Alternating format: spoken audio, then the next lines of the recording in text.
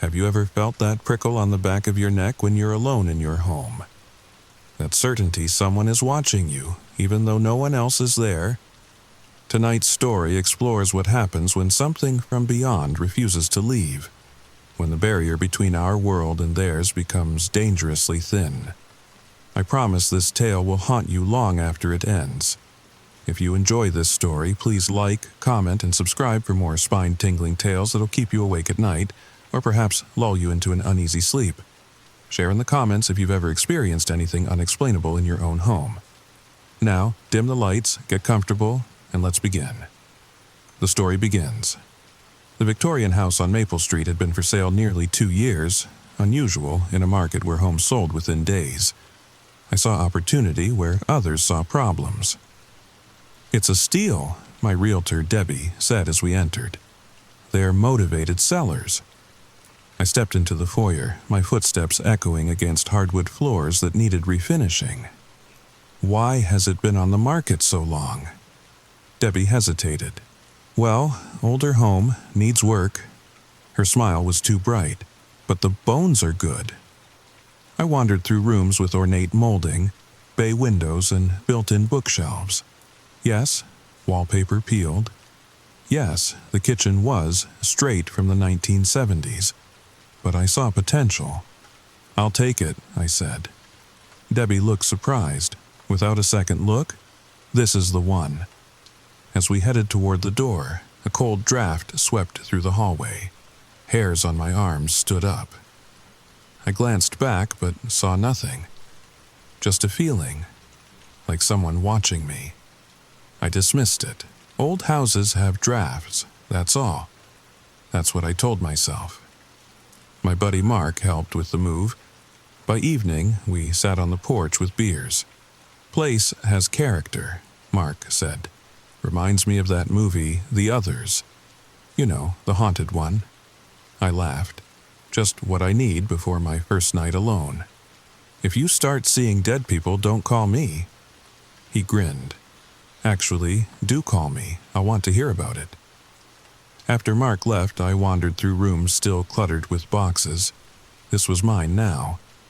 A fresh start after the divorce. I was planning renovations when the temperature dropped suddenly. My breath clouded. Strange.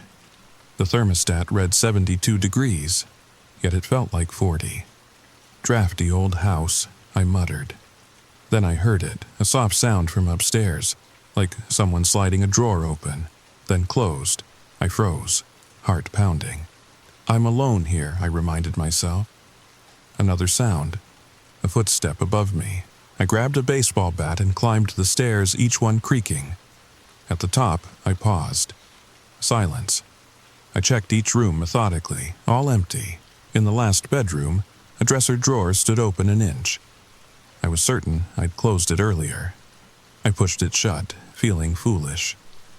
"Just the house settling," I said. My voice sounded thin. As I turned to leave, the temperature plunged. My skin prickled.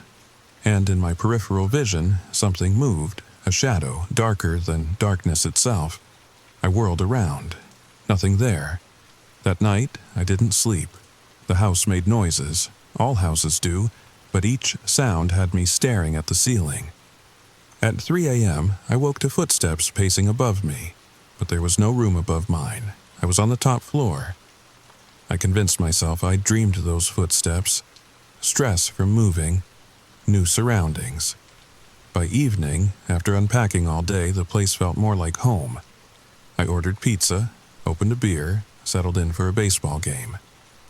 The lights flickered. Once, twice, then steadied. Great. Electrical issues. The game went to extra innings. I dozed off. I woke suddenly. The TV was off. Room dark, except for moonlight slicing through curtains. What had woken me? A woman's voice, barely audible. "Get out." I sat up. "Hello? Someone there?" Silence. I turned on a lamp. Empty room, of course. "You're losing it," I told myself. Heading upstairs, the lamp behind me went out. Darkness felt oppressive, heavy. I used my phone's flashlight. Climbing the stairs, I heard thumps from above, like books falling. At the top, I pointed my light down the hall. There lay a book, my Stephen King novel. I approached cautiously.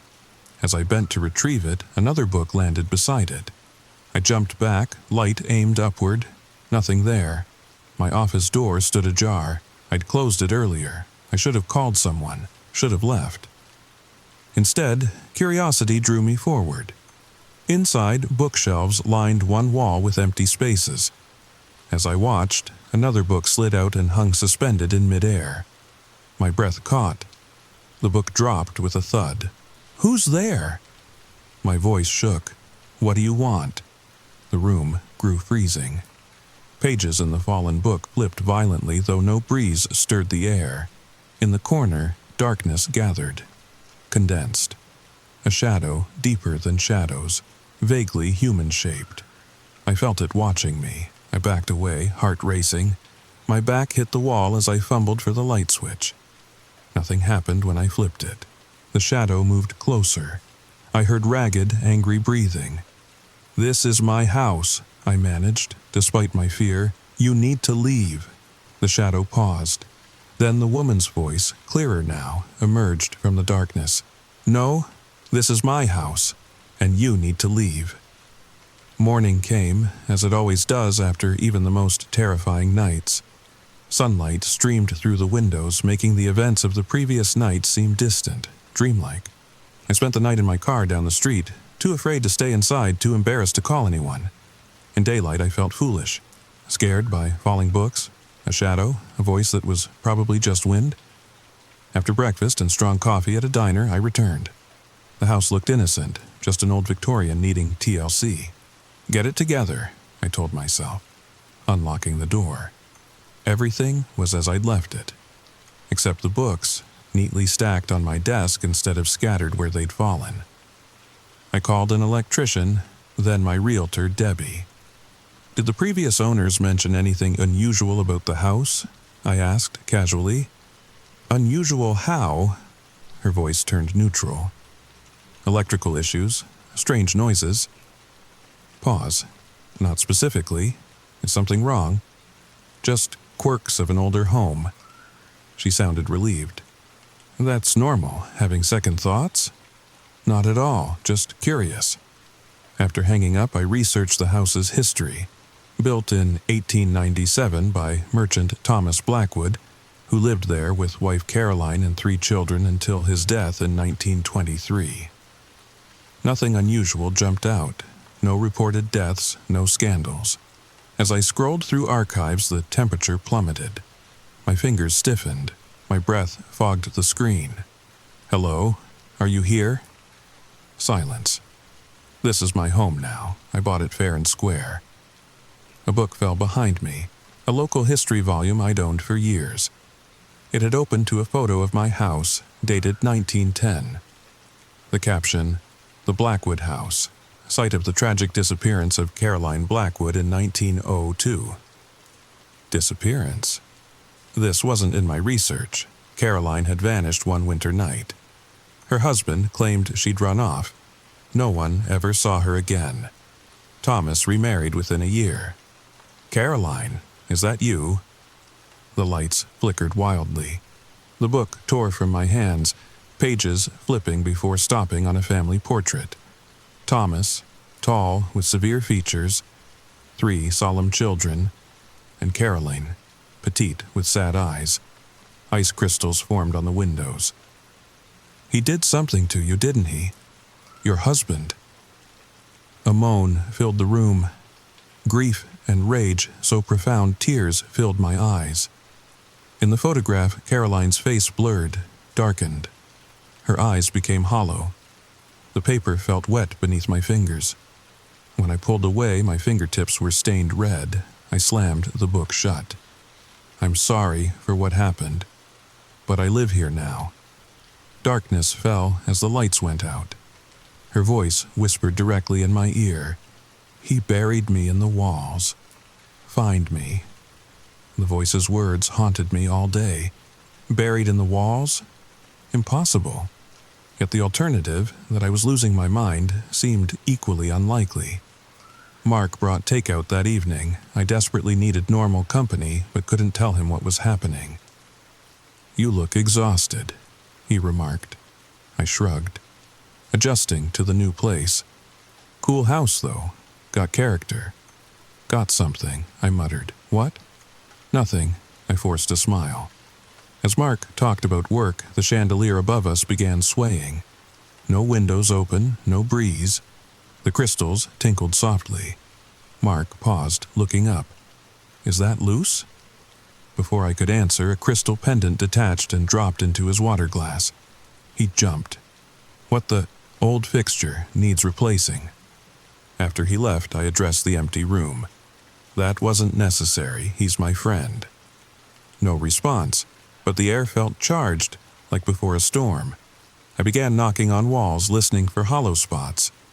Near the stairs, one section sounded different. Empty. I pressed my ear against it. At first nothing, then a faint scratch. Like fingernails dragging inside the plaster, I jerked away. "Caroline, are you in there?" Silence. Then, as I turned to leave, scratch, scratch, scratch, deliberate. Almost like code, I found tools in the basement. As I searched, the light went out. Before I could use my phone, a freezing hand gripped my wrist. "Find me," Caroline hissed, "before he comes back. Thomas, he's been dead a century. Time means nothing to the dead." The hand released me. The light returned. A ring of frosted skin circled my wrist. Back upstairs, I hesitated at the wall. This was madness, damaging my home on a ghost's demand. Yet her urgency compelled me.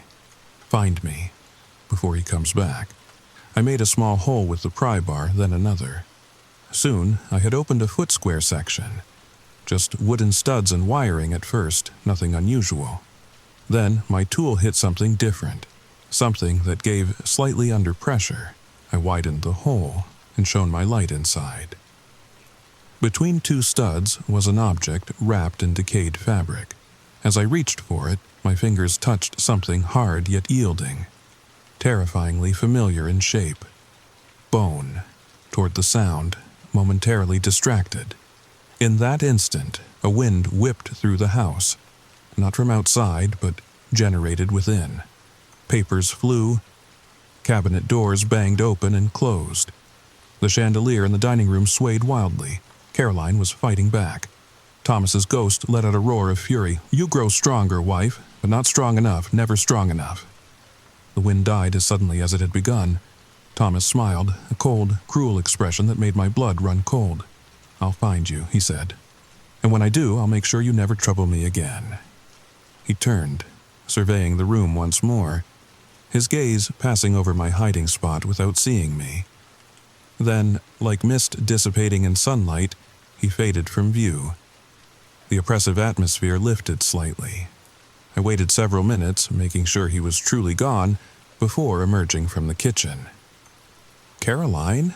I called softly. "Is he gone?" A gentle touch on my shoulder made me turn. There she was. Not just a voice or a cold spot now, but a translucent figure of a woman in a high-necked dress, her dark hair piled atop her head in the fashion of her era. Her eyes were deeply sad, her face beautiful despite the pallor of death. "For now," she said. "He comes every night, searching, making sure I'm still trapped here." "Why?" I asked. "Why doesn't he move on, or whatever ghosts are supposed to do?" "He fears what I know, what I might tell. If my body is found, if the truth comes out." She gestured toward the hole in the wall. "He killed me because I discovered his secret, a terrible secret." "What secret?" Her form flickered like a television losing its signal. "The others, in the basement. So many others." My blood turned to ice. "Others? Other bodies?" She nodded, her expression grim. "He was a monster in life. Death hasn't changed him." "We need to call the police," I insisted. "Get them to investigate, to excavate the basement." "No!" Her form solidified again in her agitation. Not while he's still strong. He'll destroy the evidence. He'll hurt you. We must weaken him first." "How do we do that?" Caroline's ghost moved to the wall, her translucent fingers tracing the edges of the hole I'd made. "Free me first. Remove my remains. Give them proper rest. That will begin to break his hold. And then?" She turned to me, her eyes now burning with an intensity that made me step back. "Then we destroy him, once and for all." I spent the remainder of the night carefully extracting Caroline's remains from the wall. It was grim, unsettling work. Each delicate bone, each scrap of rotted fabric, I placed in a large box I'd found in the basement. All the while, Caroline's ghost watched, her expression a mixture of sorrow and grim satisfaction. "He strangled me," she said at one point, her hand rising to her translucent throat. I found his journal, the names of the others, the dates, where he buried them. He caught me reading it. "Do you know where this journal is now?" I asked. She shook her head. "He must have destroyed it. But I remember every name." By dawn, I had removed everything I could find. It wasn't a complete skeleton, some smaller bones had disintegrated with time, but it was enough. Enough to prove a murder had occurred in this house over a century ago. "What do I do with—" I gestured to the box, unable to finish the sentence. "Bury me," Caroline said simply. "Properly, with dignity, in the light." I waited until full daylight, then took the box to the far corner of the backyard, beneath an old oak tree. I dug a deep hole, lined it with a clean sheet, and gently placed Caroline's remains inside. I had no proper words for such an occasion, so I simply said, "Rest in peace, Caroline Blackwood. Your suffering is over." As I filled in the grave, I felt her presence beside me. Not cold now, but warm. Grateful. "He'll be weakened by this," she said, "but not defeated. He'll be angry when he returns tonight. You should leave." I shook my head. "This is my house now. I'm not running." "Brave," she said with a sad smile. "But foolish. You don't know what he's capable of." As if to punctuate her warning, the ground beneath my feet trembled slightly. A low rumble came from the direction of the house. "He knows," Caroline whispered, her form beginning to fade in the brightening day. "He knows what we've done. Be careful. I'll return at nightfall." She vanished, leaving me alone in the yard with a freshly dug grave and a growing sense of dread. Inside the house, I cleaned up the mess from the wall, patching the hole as best I could. Then I turned my attention to the basement. If what Caroline had said was true, there were more bodies hidden there. More victims of Thomas Blackwood. The basement was cool and damp, with a dirt floor in some areas and crumbling concrete in others. I began tapping on walls, listening for hollow spaces, using a metal rod to probe the earthen floor. After an hour of searching, I found something. In the northeast corner, the dirt floor sounded different when struck. Harder in some places, softer in others. I began to dig. 6 inches down, my shovel hit something solid. I brushed away soil to reveal a flat stone, and next to it another, a hidden floor beneath the dirt. I excavated further, revealing a paved section about 4 feet square. The stones fit precisely, laid by a skilled mason. Why pave part of a basement floor, then cover it, unless to hide something beneath? I tried prying up a stone with a crowbar. It wouldn't budge, mortared together into a solid barrier. As I considered my next move, the temperature plummeted. My breath clouded. The single bulb flickered, dimmed. "No," I said. "It's still daylight. You can't be here." A low chuckle came from the shadows. "Can't I?" I whirled, crowbar raised. In the darkest corner, Thomas Blackwood's ghost was forming. More substantial than before, angrier.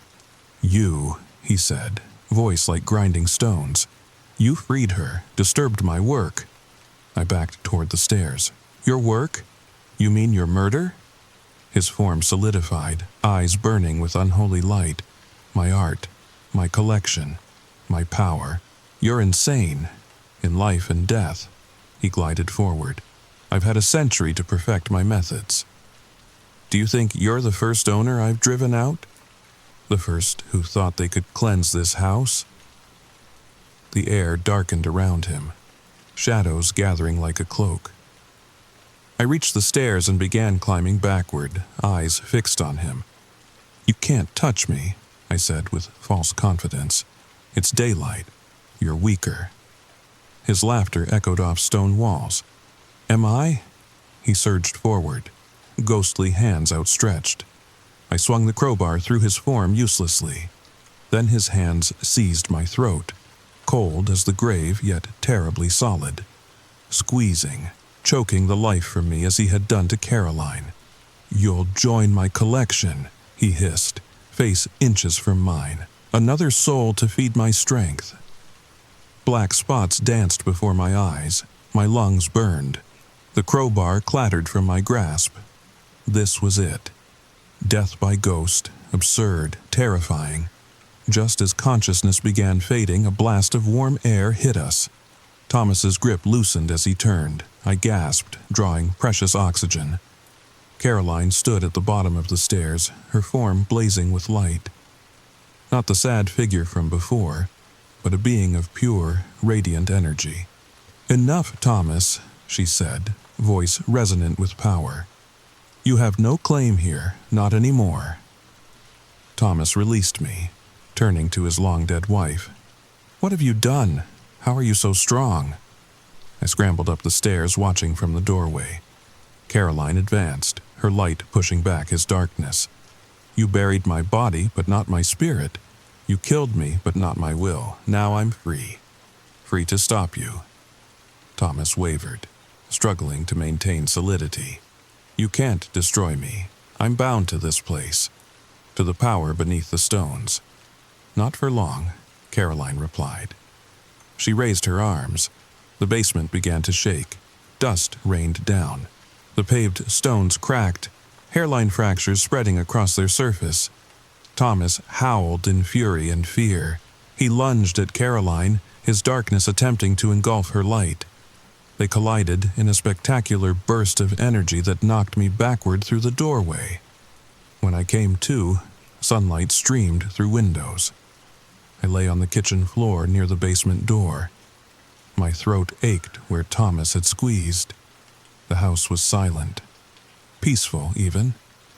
Caroline? I called down. No answer. I descended cautiously, not knowing what I'd find. The basement was transformed. The paved stones were completely shattered, revealing a pit beneath. The walls showed new cracks, and the oppressive atmosphere, the dread that had permeated the space, was gone. I approached the broken stones and peered into the pit. There, partially buried in dirt, were bones. Many bones. Human remains, jumbled together carelessly. Thomas's victims, hidden beneath his house for decades. Of Caroline and Thomas themselves, no sign remained. I called police, telling a partial truth, that renovations had uncovered human remains. I omitted the ghosts, the supernatural confrontation. Some truths are too unbelievable. The investigation made national news. Serial killer's victims found in historic home, headlines read. Forensic anthropologists recovered 17 sets of remains, mostly women. Historical research matched many to disappearances during Thomas Blackwood's lifetime. Caroline's remains, from my makeshift grave, were eventually interred in the local cemetery with a proper headstone. The identified victims were returned to descendants. Those unnamed were memorialized with a monument in the town square. I stayed in the house. Many thought me crazy after such discoveries, but the house felt different now, lighter, cold spots gone, strange noises ceased. Thomas Blackwood's malevolence had been banished, but Caroline, I wondered about her. Did she move on? Or did destroying Thomas's spirit somehow destroy her own? I got my answer 3 months later while planting flowers near the oak tree where I'd buried her. A warm breeze ruffled my hair, carrying the scent of lilacs. "Thank you," her voice whispered, faint but unmistakable. I looked up. For just a moment I glimpsed her, not the sad ghost or the avenging spirit, but a woman at peace, smiling. Then she faded, like morning mist before sunshine. The house is quiet now. No footsteps above my bedroom, no books falling mysteriously, no cold spots. But sometimes, when I'm working in the garden, I catch that scent of lilacs again, even when none are blooming. Some say a house remembers everything that happens within its walls. If that's true, this house remembers both horror and healing, darkness and light.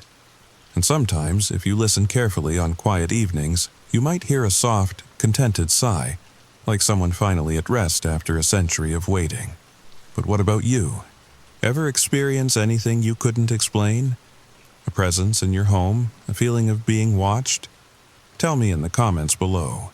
And if you enjoyed this story, don't forget to like, subscribe, and share with friends who appreciate a good ghost story. Until next time, sleep well, if you can. Story number 2. Have you ever felt that strange prickle on the back of your neck while walking past an old cemetery at dusk? That feeling that somehow you're not alone?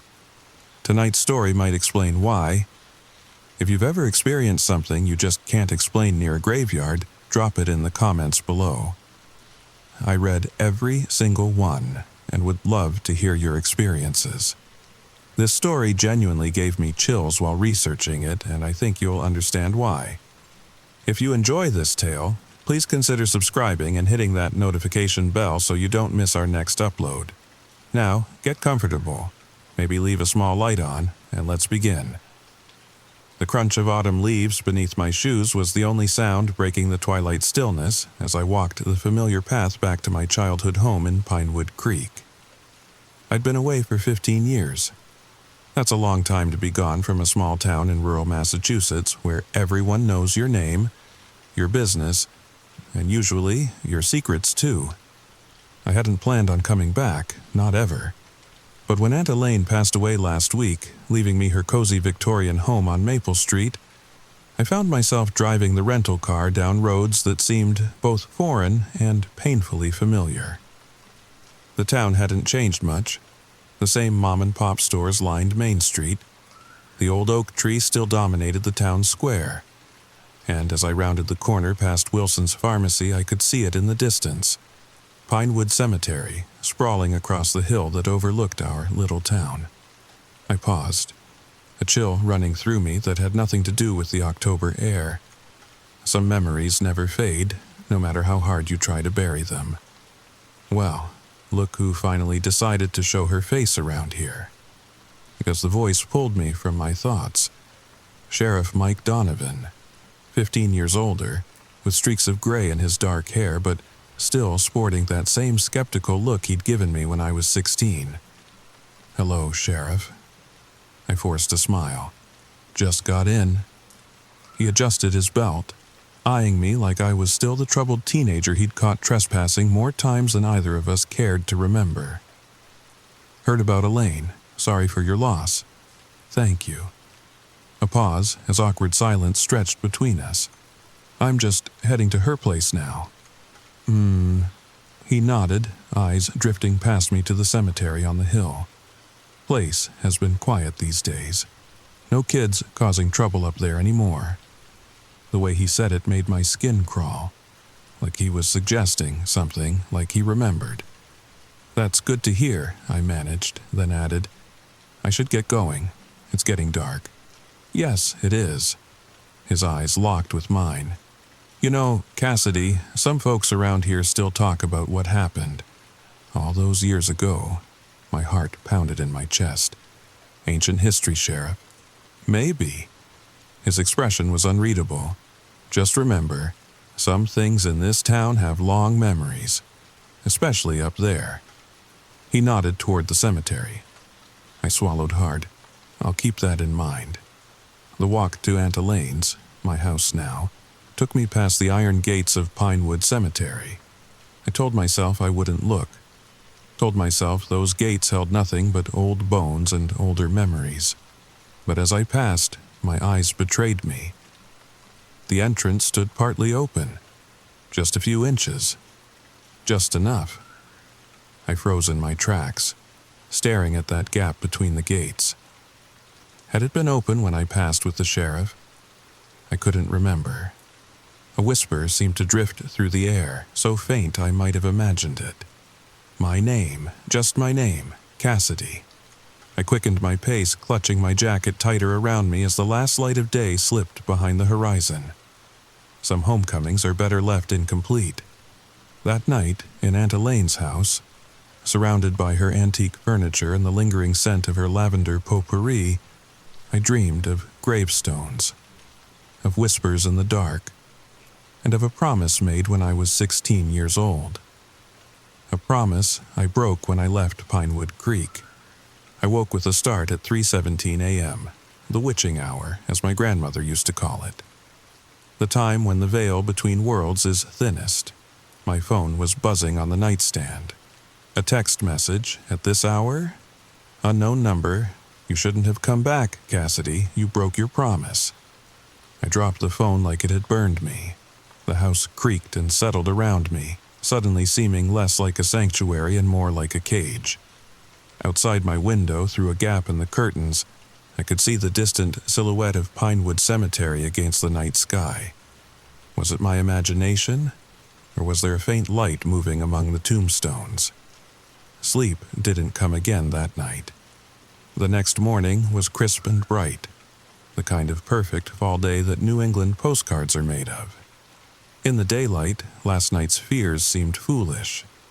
The text message still existed on my phone, but I convinced myself it was probably some local kid playing a prank.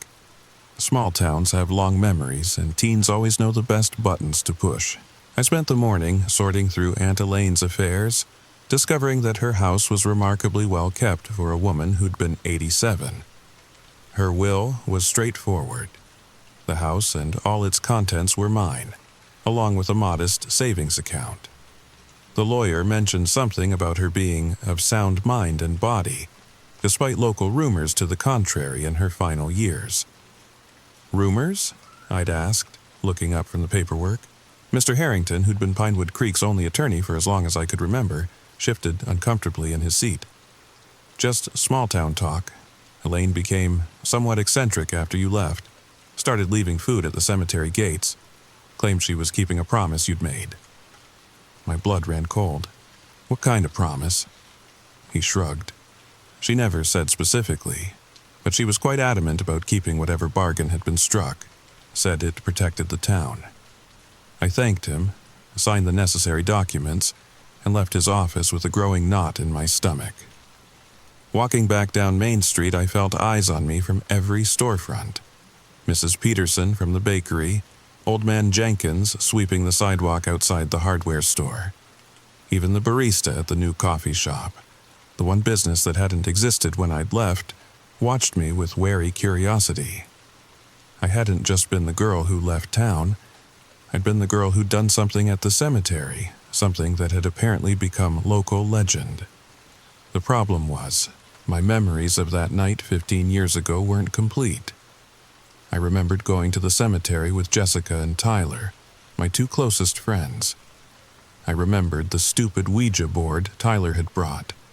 I remembered the candles, the nervous laughter, the dare to contact the spirit of Ezekiel Thorne, Pinewood Creek's notorious 19th century gravedigger who'd been lynched for allegedly stealing from the dead. What happened after we'd started the seance was hazier. Flashes of memory, Jessica screaming, the candles extinguishing all at once. A cold that penetrated to the bone, running, desperately running through the tombstones, and making a promise to return someday, to finish what we'd started.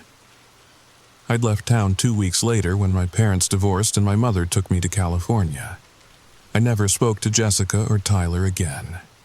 As I approached the house, I noticed a package on the front porch. A small, brown paper-wrapped parcel with no postage or return address. Just my name, written in shaky handwriting. Inside, nestled in tissue paper, was an old iron key, heavy and ornate, with a tag attached by twine that read simply, "Cemetery Gate." I dropped it back into the box like it was a venomous snake. There was no note, no explanation, just the key. Cold and accusing in its simplicity, that afternoon I drove to the local library. If I was going to understand what was happening, I needed to know more about Ezekiel Thorne. The town's history section was small but thorough, and the elderly librarian, Miss Winters, seemed unsurprised by my request. "Researching old family connections?" she asked, with a knowing look that suggested she didn't believe that for a second. "Just curious about local history," I replied. She led me to a shelf of leather-bound tomes. "The Pinewood Chronicles have everything you'll need. Volumes 3 and 4 cover the Thorne incident." The Pinewood Chronicles turned out to be detailed accounts of the town's history, compiled by successive town historians. Volume 3 contained a newspaper clipping from 1879 describing the discovery of Ezekiel Thorne's body hanging from the old oak in what was now the town square. The article was matter-of-fact, almost approving of the vigilante justice that had been served to a man described as a desecrator of sacred ground and robber of the eternal sleep. Volume 4, however, held something more disturbing. A journal entry from 1880, written by the town doctor. The third child was found this morning, positioned exactly like the others, laid out upon old Thorne's grave, peaceful as if sleeping, yet cold as winter stone. No mark upon her, no sign of violence, yet the life utterly gone from her small frame. Some whisper that Thorne's spirit has returned to claim innocence in revenge for his wrongful death. I dismiss such superstitions, yet I confess my medical knowledge provides no explanation for these deaths. The town council has voted to exhume Thorne's remains and relocate them outside consecrated ground, hoping this will end our sorrows. I sat back, a chill running through me. The Chronicle went on to explain that after Thorne's remains were moved to an unmarked grave beyond the cemetery boundaries, the deaths stopped. Peace returned to Pinewood Creek until 1923, when 3 more children died unexpectedly in their sleep over the course of a month. Until 1967, when it happened again. And again in 2008, the year before my séance with Jessica and Tyler. Each time, according to local lore, someone had disturbed Thorne's rest. Each time, a bargain had been struck to restore peace. A promise that someone would watch over his grave, ensure he wasn't forgotten. I closed the book, my hands trembling. The library had grown silent around me, the afternoon light fading as storm clouds gathered outside. "Find what you were looking for?" Miss Winters appeared beside my table so suddenly I nearly jumped out of my skin. Yes, thank you." I gathered my notes, avoiding her piercing gaze. "You know," she said quietly, "Elaine came here often in her final years, researching the same things you are. She was quite concerned about who would take over when she was gone." I looked up sharply. "Take over what?" Miss Winters smiled, but it didn't reach her eyes. "The promise, dear. Someone has to keep the promise." Outside, it began to rain. The rain became a downpour by evening, drumming against the windows of Aunt Elaine's house like impatient fingers. I sat in her study, surrounded by her collection of local history books and journals, many open to pages about Ezekiel Thorne and the sleeping deaths as they'd come to be known. Elaine had been researching this obsessively. Notes in her careful handwriting filled the margins of books. Dates circled, connections drawn between seemingly unrelated events, and everywhere the same phrase appeared: "The promise must be kept." What exactly had she been doing all these years? And what did it have to do with that night in the cemetery 15 years ago? I was startled by a knock at the front door. Through the peephole, I saw a woman about my age, dressed in a rain jacket, water dripping from her hood. "Cassidy," she called through the door. "It's Jessica Mercer." My heart skipped a beat. Jessica. my best friend from high school, who I'd abandoned without so much as a goodbye after that night. I hesitated, then opened the door. She looked different. Of course she did. 15 years had passed. The awkward teenager had become a confident woman with laugh lines around her eyes and a streak of silver in her dark hair. But I would have known her anywhere. "You look like you've seen a ghost," she said, attempting a smile that didn't quite reach her eyes. "Sorry, I just wasn't expecting visitors." I stepped back to let her in. "How did you know I was here?" She gave me a look that reminded me how small Pinewood Creek really was. "Everyone knows you're here, Cass. Word travels fast when the girl who ran away comes back to claim the creepy old lady's house." Aunt Elaine wasn't creepy, I said automatically, though the evidence of her obsession with Thorne suggested otherwise. Maybe not before, but these last few years. Jessica shrugged off her wet jacket. "Look, I didn't come here to gossip. I came to warn you." "Warn me about what?" She glanced toward the windows, where rain was still lashing against the glass. "Tyler's back too." I froze. "Tyler Adams? When did he come back?" "Yesterday, same day as you." Jessica's voice dropped lower. "And he's saying things, Cass, about that night, about what really happened." I led her into the kitchen, made tea with hands that weren't quite steady. "What is he saying happened?" Jessica wrapped her hands around the mug, seeking its warmth. "He's saying we actually did it, that we woke up Thorne's spirit, that you made some kind of deal with it to save us, and that your leaving town broke the deal." My teacup clattered against its saucer. Fragments of memory surfaced, a cold wind whipping through the cemetery. The Ouija board's planchette moving by itself, too fast for any of us to be controlling it, and a presence, something ancient and malevolent, filling the air around us. "I don't remember making any deal," I said finally. "Neither do I, not clearly, but Tyler claims he was fully conscious the whole time." She leaned forward. "He says you promised Thorne that you would tend his grave, keep his memory alive, ensure he was never forgotten again. And in return, the children of Pinewood Creek would be safe."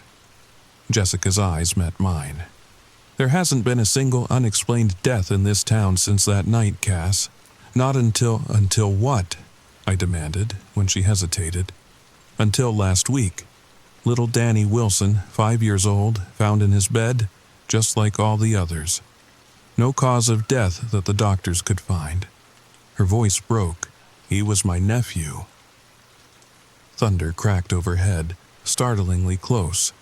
The lights flickered once, twice, then steadied. "I'm so sorry, Jess." I reached across the table to take her hand. "But you can't possibly believe that's connected to me coming back." "I don't know what to believe anymore." She pulled her hand away. "But Tyler does. He's convinced the deaths will start again unless you renew the promise. And he's not the only one. Half the town is talking about it." I thought of the stares I'd gotten on Main Street, the sheriff's cryptic warning, the text message in the middle of the night. "So, what am I supposed to do? Go to the cemetery and—" "What? Talk to a ghost?" Jessica didn't smile. "According to Tyler, it's not that simple. The barrier between worlds is thinnest at midnight on Halloween. That's in 2 days, Cass. He says that's when you need to go, when you need to make things right."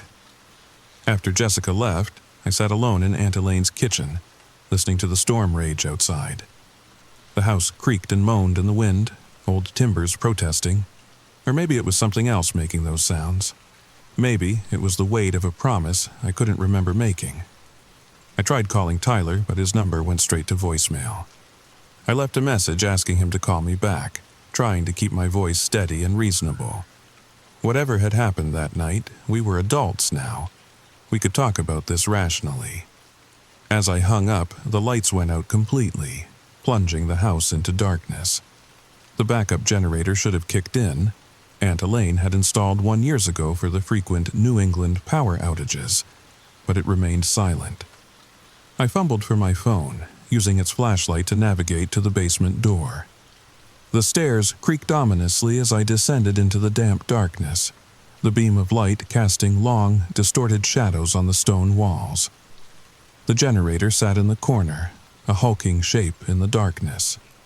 As I approached, my light caught something that made me stop short. Scratched into the wall beside it was a crude drawing of a hangman's noose.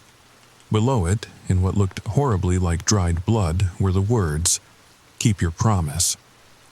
I backed away, heart hammering in my chest, and collided with something solid. Something that shouldn't have been there. Something cold. I spun around, raising my phone to illuminate nothing. The basement was empty save for the generator and the usual storage boxes. Yet I could have sworn. A noise from upstairs froze me in place. Footsteps moving slowly across the wooden floors. The creak of floorboards that I'd come to recognize in just my short time back. Someone was in the house. I crept up the basement stairs. Phone clutched in my hand, its flashlight now off to avoid giving away my position. The footsteps had stopped, but I could feel it. A presence in the house, as tangible as the storm still raging outside. At the top of the stairs I paused, listening intently. The house was silent except for the rain and wind. Maybe I'd imagined the footsteps. Maybe the stress and lack of sleep were getting to me. I stepped into the kitchen, ready to grab a knife from the block on the counter, when a flash of lightning illuminated the room, and the figure standing by the window. I stifled a scream, backing against the wall. The figure didn't move, didn't seem to even notice me. It was staring out into the night, toward the cemetery on the hill. Another lightning flash, and I saw him clearly. A man in old-fashioned clothes, tall and gaunt, with hands that seemed too large for his frame. He was transparent, the rain-streaked window visible through his form, and then he turned. His face was a hollow mask, eyes like empty pits in a pale canvas. His mouth opened, stretching impossibly wide, and although no sound came out, I could feel his rage, his accusation. "You promised." The lights flickered back on and he was gone. I stood shaking in the kitchen, unsure if what I'd seen was real or a hallucination born of guilt and fear. My phone buzzed in my hand. A text message from an unknown number. Midnight. Halloween. The grave of Ezekiel Thorne. Come alone. The next day passed in a blur of anxiety and preparation. I tried again to reach Tyler, but his phone remained unanswered. I drove by his parents' old house, but new people lived there now, a young couple who'd never heard of Tyler Adams. I went to the local historical society, hoping to find more information about Thorne and the supposed bargain that had protected the town. The elderly caretaker watched me with suspicious eyes as I pored over records and newspaper clippings. "You won't find the answers in those papers, Miss Harmon," he said finally, his voice cracking with age. "Then where will I find them?" I asked, desperate for anything that might help me understand what was happening. He studied me for a long moment.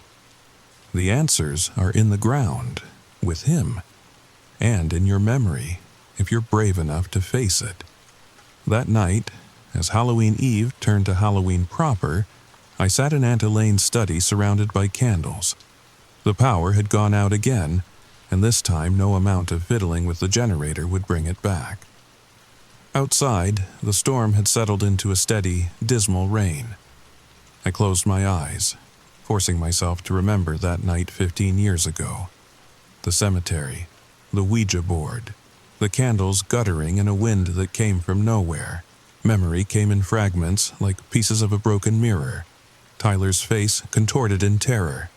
Jessica screaming as the planchette flew off the board, the sudden bone-deep cold that descended over us. And then, a voice, not from any of us, a voice like grave dirt and forgotten sorrows, whispering in my ear alone. "They will die, all the children, unless someone remembers, unless someone promises, And I had promised to tend his grave, to speak his name in the dark, to ensure he was never forgotten again. In return, he would spare the children of Pinewood Creek, but I had left, and now the child was dead. As midnight approached on Halloween, I stood at the iron gates of Pinewood Cemetery, the key from the mysterious package heavy in my pocket. The rain had finally stopped, but fog had rolled in, wrapping the tombstones in ghostly shrouds. I inserted the key into the ancient lock. It turned with a groan of protest, and the gates swung open on hinges that should have been rusted shut but moved as smoothly as if they'd been recently oiled. The path through the cemetery was dark, but somehow my feet knew the way. Past crumbling angels and weathered crosses, past family plots and solitary stones, to the farthest corner where the oldest graves lay. Ezekiel Thorne's grave was marked by a simple stone, no ornamentation except for a crude etching of a shovel. The dates had been worn away by time and weather, but the name remained clear, as if freshly carved. I was alone among the dead. Tyler hadn't shown up. Neither had Jessica. Perhaps they'd been nothing but instruments to get me here, to this moment of reckoning. I knelt before the grave, feeling the damp earth soak through my jeans. The fog seemed to thicken around me, cutting me off from the rest of the world. "I'm here," I said, my voice sounding small in the vast silence. "I've come back. I'm sorry I broke my promise." No response. No ghostly apparition. Nothing but the mist and the silence and the weight of ancient stones around me. "I'll stay," I continued, uncertain but determined. "I'll tend your grave. I'll make sure you're remembered. Just, please, no more children." The air grew colder. My breath fogged in front of me, and then a whisper, right at my ear, though there was no one there. Too late. Fear crystallized in my chest. "What do you mean, too late?" The bargain was broken. The price must be paid. "What price? Please, I'll do anything. Just tell me what you want." A rustle of movement behind me. I turned to see a figure emerging from the fog.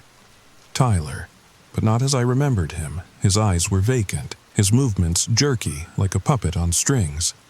"Tyler?" I scrambled to my feet. "Tyler, are you okay?" He didn't respond, just continued walking toward me with that unnatural gait. Behind him, more shapes appeared in the fog. Jessica, Sheriff Donovan, the librarian, the lawyer, all moving with the same jerky motions, all with the same vacant expressions. "What's happening to them?" I demanded, backing away until I felt Thorne's gravestone against my legs. "They are mine now, as you should have been." Understanding dawned cold and terrible. "It was never about tending your grave, was it? It was about a sacrifice. You wanted me to stay here in Pinewood Creek so you could take me instead of the children." A low, spectral laugh rumbled through the fog. "Clever girl. Yes, a life for a life. A soul freely given, to watch over my rest for eternity. Your aunt understood. She took your place when you ran, but now she's gone, and the bargain must be renewed." The townspeople had encircled me now, their blank faces turned toward me like flowers seeking the sun. But there was no warmth in their attention, only hunger, a hunger that wasn't their own. "And if I refuse?" I asked, though I already knew the answer. "Then I take them all, starting with the children." I closed my eyes, thinking of Danny Wilson, of the children who had died before him, across the long decades, of the children who would die if I didn't act. "I'll do it," I whispered. "I'll stay. I'll be your keeper, just let them go." The fog swirled around me, condensing, taking shape. A tall, gaunt figure solidified before me, Ezekiel Thorne, as he must have looked in life.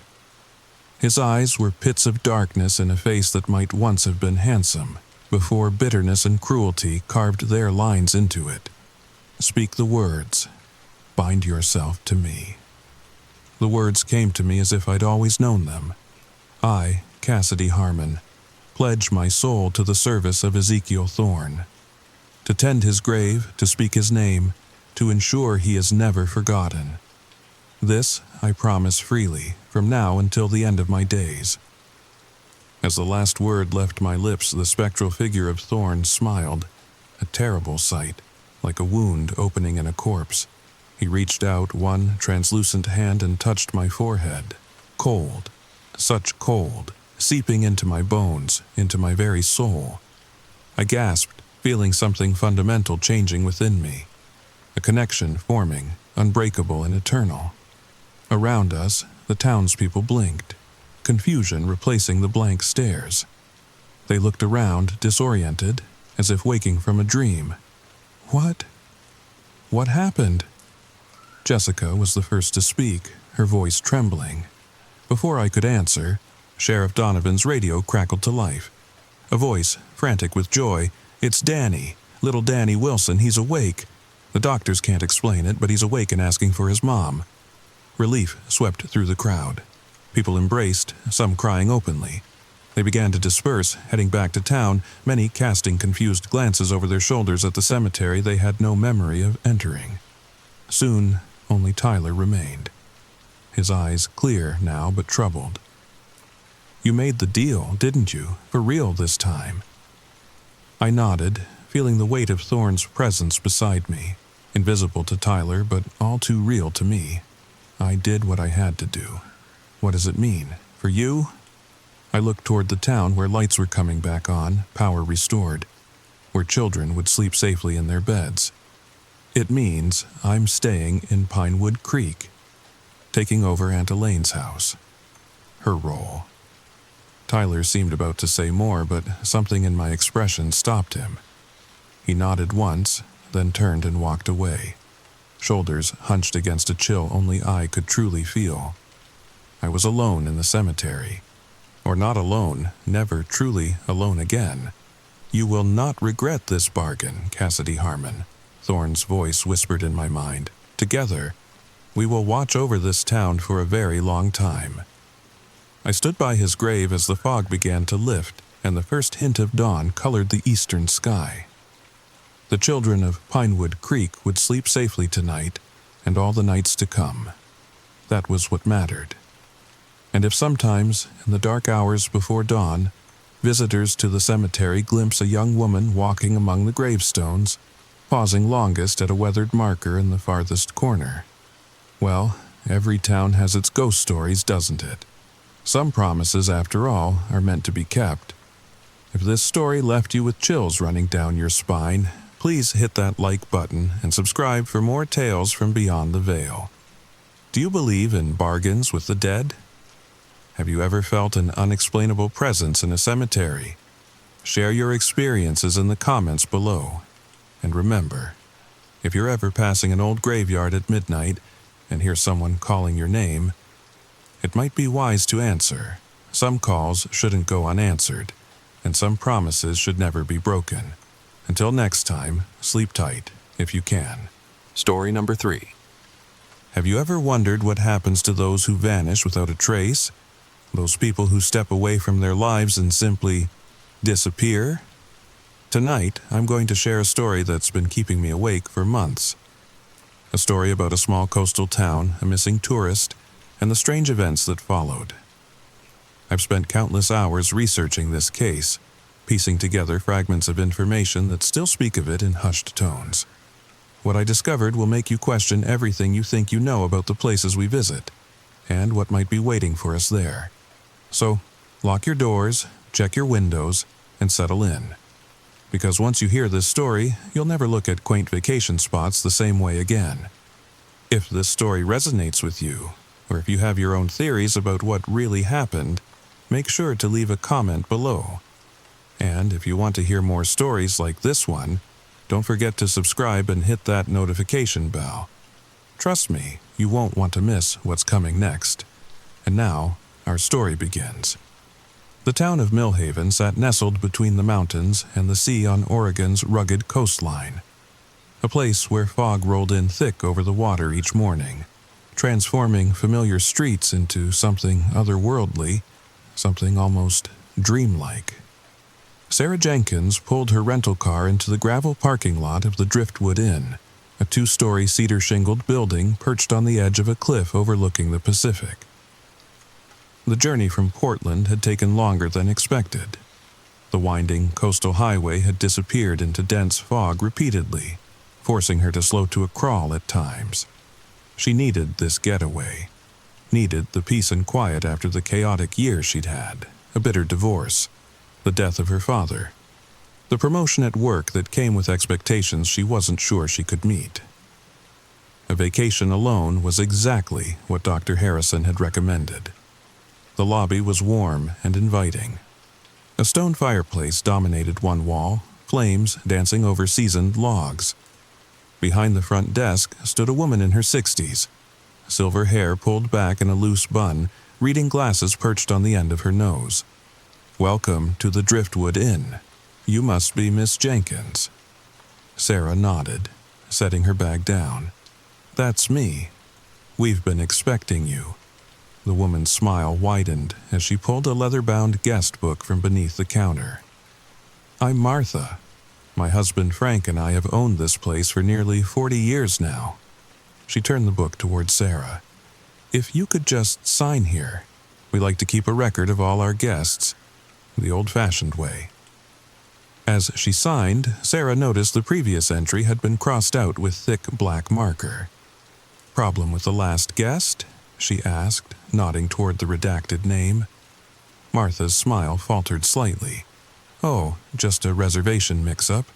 Nothing for you to worry about." She quickly closed the book and retrieved a brass key attached to a wooden anchor keychain. "You're in room 8, upstairs at the end of the hall. It's our best room. Beautiful ocean view.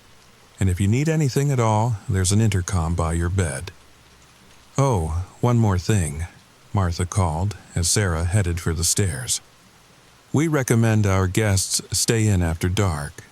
The paths along the cliffs can be treacherous, especially in this fog. We wouldn't want anything to happen to you." The room was larger than she'd expected. A queen-sized bed with a handmade quilt. A writing desk positioned beneath a window that looked out over the churning ocean. The fog had thickened, obscuring the horizon completely. She was about to turn away when movement caught her eye. A figure standing at the edge of the cliff. A man, it seemed, facing the ocean.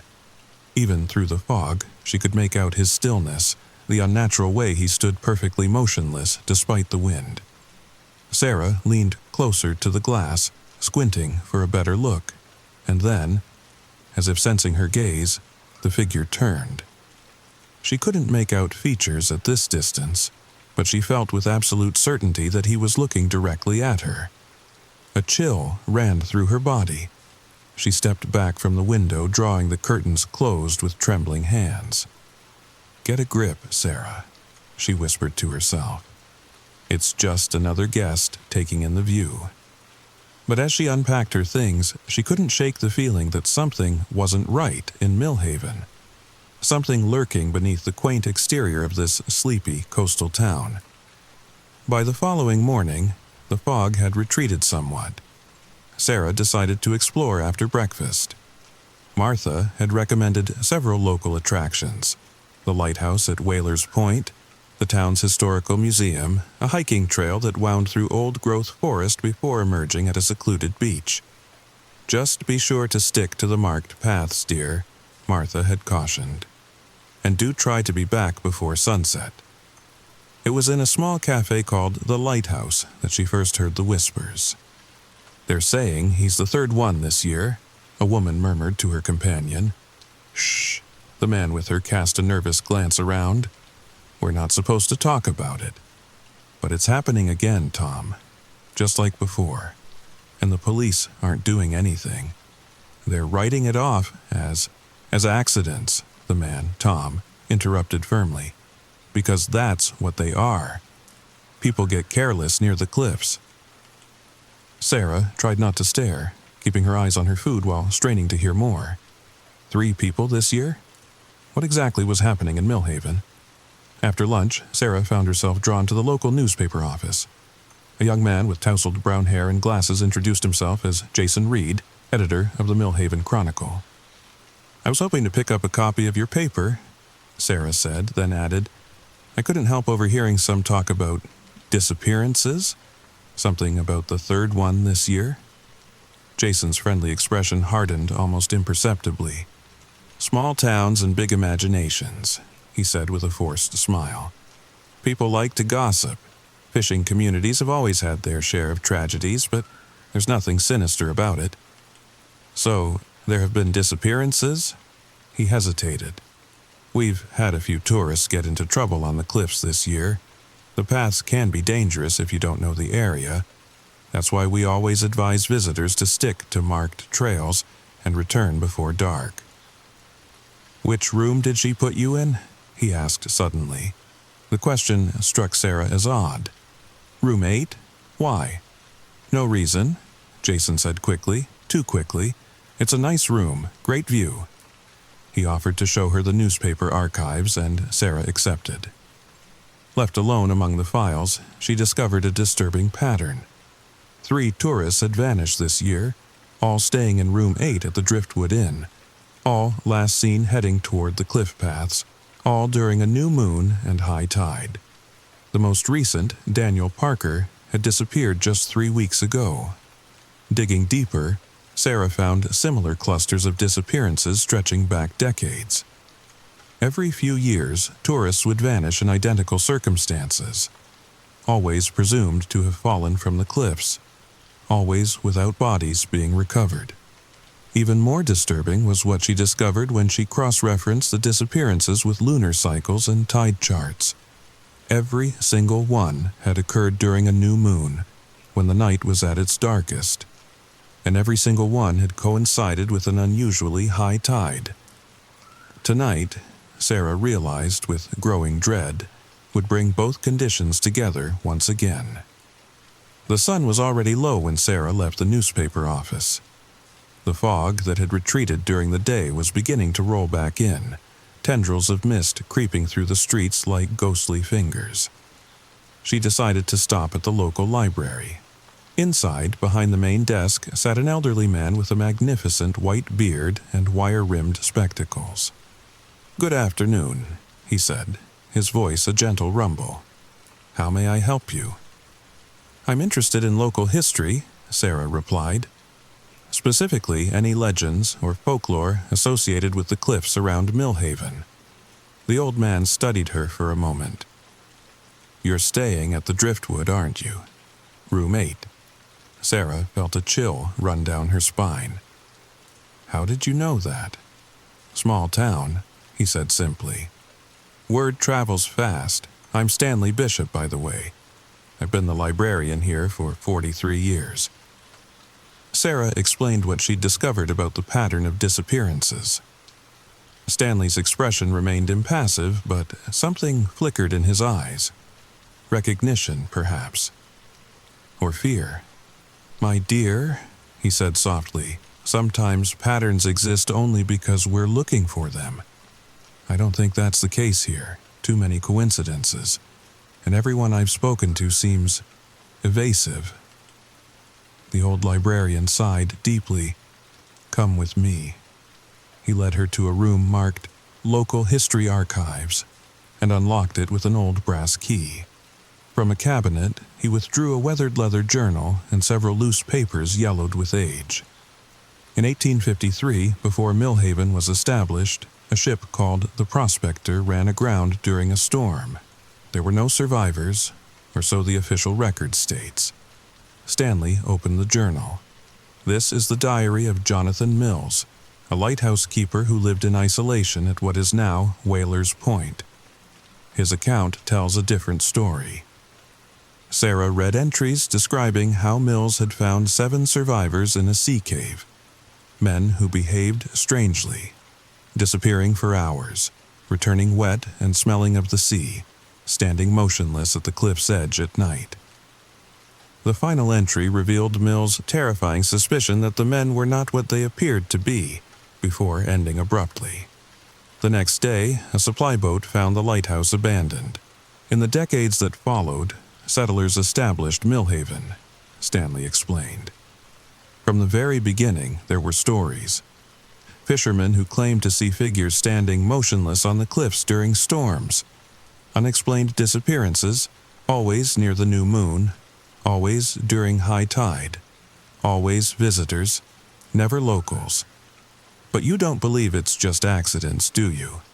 The tourists who vanish. The old librarian was silent for a long moment. I believe there are forces in this world beyond our understanding. The sea holds secrets older than humanity itself. Mr. Bishop, please. If people are in danger, if I'm in danger, I need to know the truth. Stanley gathered the documents and returned them to the cabinet. The truth, Miss Jenkins, is that you should heed the warnings you've been given. Stay away from the cliffs after dark. And whatever you might hear or see from your window tonight, do not go outside. Why? What happens tonight? New moon, highest tide of the month. His pale eyes met hers steadily. And you're staying in room 8. What's significant about room 8? All of them were, Stanley said softly. Every tourist who has vanished this year was assigned to room 8 at the Driftwood Inn. Outside, darkness had fallen completely. The fog had thickened to an impenetrable wall. Sarah hurried toward the inn, the librarian's warnings echoing in her mind. When she finally reached her room, she locked the door, then dragged a chair over and wedged it beneath the handle. What had she stumbled into? A town with a dark secret. A room associated with disappearances, and tonight of all nights, new moon, high tide, she found herself caught in the middle of it. A sudden tap at her window made her freeze. Another tap, like a finger against glass. Tap, tap, tap. Heart pounding, Sarah moved closer to the window. Logic told her it was probably just a tree branch or a bird, but deep down, she knew better. Tap, tap, tap. With trembling fingers, she reached for the edge of the curtain. In one swift motion, Sarah yanked it aside. The window looked out on emptiness. Fog so thick it was like a wall of gray. No ocean view, no cliffs, nothing but mist pressing against the glass. And then, emerging from the fog like a developing photograph, a face appeared at the window. A man's face, pale and gaunt, with hollow eyes that seemed to swallow light rather than reflect it. His lips moved, forming words she couldn't hear through the glass. Sarah stumbled backward with a scream caught in her throat. The face shouldn't have been there, couldn't have been there. Her room was on the second floor, with a sheer drop to the cliffs below. The face pressed closer to the glass, those empty eyes fixed on hers. And behind it, Sarah could make out others, hazy forms in the fog, all turned toward her window, all watching with the same hollow-eyed gaze. The window began to rattle in its frame, the glass visibly flexing inward as if under enormous pressure. The temperature in the room plummeted, Sarah's breath suddenly visible in clouds before her face. She heard the first crack of splintering glass and ran for the door, yanking the chair away and fumbling with the lock. She burst into the hallway and raced for the stairs. At the far end of the hall, a dark figure stood motionless, its proportions wrong. Limbs too long, head too large and misshapen. She took the stairs 2 at a time, finding the lobby in darkness except for a single lamp on the reception desk. "Martha," she called out. "Frank, is anyone here?" A soft voice behind her stopped her cold. "It's too late to leave, Miss Jenkins. They've already seen you." Sarah whirled around to find Jason Reed standing in the doorway. His expression was grave, his earlier hostility replaced by what appeared to be genuine concern. "What are you doing here?" Sarah demanded. "And what do you mean, they've seen me? What the hell is happening in this town?" "We don't have much time. They'll realize I'm here soon." He moved to the front desk and emerged with a flashlight and a map.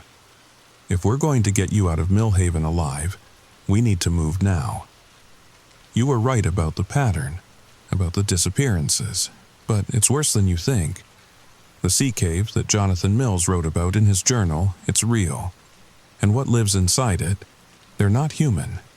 They never were. A crash from upstairs made them both jump. "They're in your room," Jason said grimly. "They don't like it when their chosen ones try to escape." "Chosen ones?" Sarah felt sick. "Are you saying Martha and Frank deliberately put me in that room?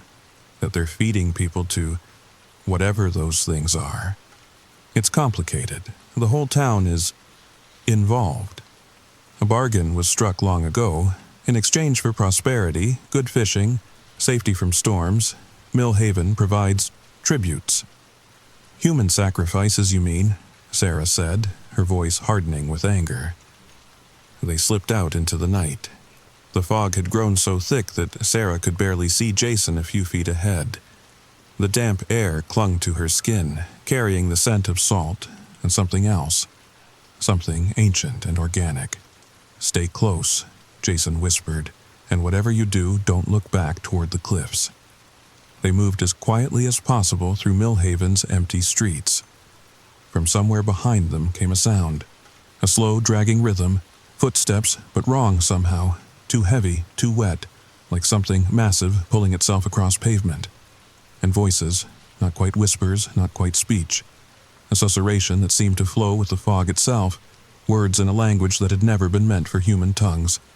"They're searching," Jason murmured. "We need to hurry." They were nearing the newspaper office when a high, thin wail cut through the fog, a man's voice, filled with terror and pain. "That's coming from my office," Jason said.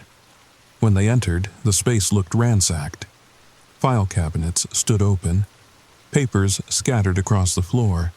My research, my evidence, everything I've collected over the past decade. "It's gone," Jason said, his voice hollow. "We need to leave. They'll be back." As they turned toward the back door, the temperature in the room plummeted.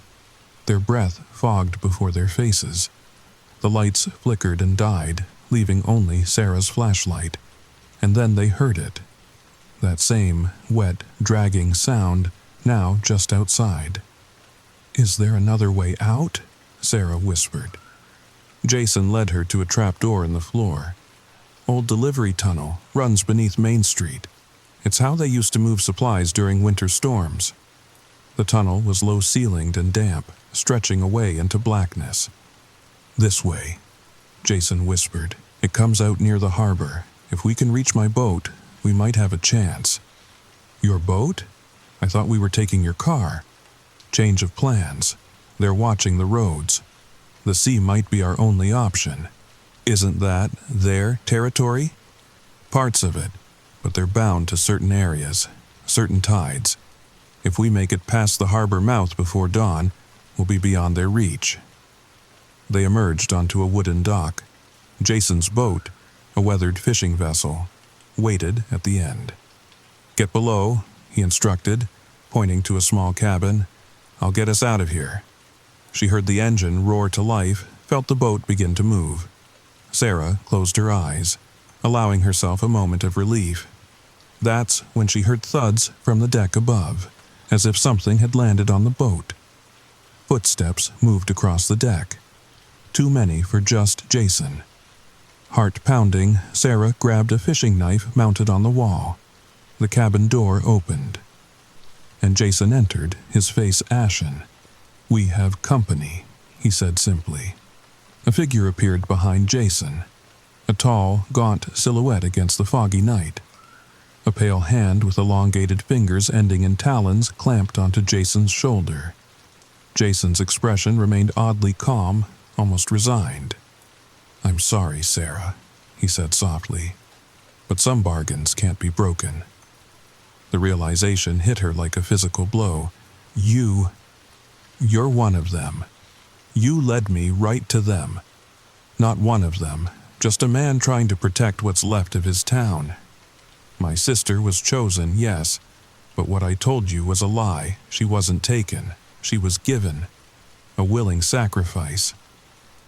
The pale hand tightened, the talons digging into his flesh. Jason winced, but didn't pull away. The bargain was failing. Fish stocks dwindling, tourism dropping, the town dying. They needed a stronger tribute. Someone who had seen the pattern, who had come looking for answers. Someone exactly like you. More figures appeared, their features obscured except for those same hollow, light-devouring eyes. The creature behind Jason moved forward, pushing him aside. Up close, Sarah could see the too smooth skin that glistened with moisture, the lipless mouth with its rows of needle teeth, the webbed hands with their wicked talons. It reached for her, those cold eyes fixed on hers. Sarah backed away until she hit the wall, the knife trembling in her hands. "Stay back," she warned. The creature paused, head tilting unnaturally. Then, to her shock, it spoke, its voice a rasping whisper like water flowing over stone. "You have seen?" "Yes," Sarah replied. "I've seen what you do. I know about the bargain." "No, you have seen us. Truly seen. Few do. Most look, but do not see." It moved closer, ignoring the knife. "We have waited for one who sees, one who questions, one who understands." "I don't understand anything," Sarah said. "You will—" The creature's hand shot out, knocking the knife away. "We will show you." The creatures moved toward her as one, pale hands reaching. Sarah tried to scream, but no sound emerged, her voice frozen with terror. The last thing she felt was their cold, wet touch on her skin. The last thing she heard was the soft, rhythmic lapping of waves. The last thing she saw was the fog, wrapping around her in a gray, suffocating embrace. And then, darkness. 3 months later, a young couple pulled into the gravel parking lot of the Driftwood Inn. Martha greeted them warmly, the guest book already open on the counter. "Welcome to Millhaven," she said with a grandmotherly smile. "We've been expecting you." As they signed their names, the woman noticed a name crossed out with thick black marker. "Problem with the last guest?" she asked, curiously. Martha's smile never wavered. "Just a reservation mix-up, dear, nothing to worry about." She handed them a key. "You're in room 8, upstairs at the end of the hall. It's our best room, beautiful ocean view." That night, as fog rolled in from the sea, they stood at their window. The moon was dark, a new moon, and the tide was exceptionally high. "Look," the woman said suddenly. "Do you see that? Someone standing at the edge of the cliff?" As they watched, the figure turned, seeming to look directly up at their window. Both felt an inexplicable chill, as if that distant gaze had somehow reached inside them. "Let's close the curtains," the husband suggested, suddenly uneasy. Later, neither spoke of the strange disquiet they felt, or the dreams that came. Dreams of cold, dark water and pale, reaching hands. Dreams of a woman with hollow, lightless eyes who stood at the edge of their consciousness, beckoning. By morning, like so many before them, they had convinced themselves it was nothing worth remembering at all. And there's my story, friends.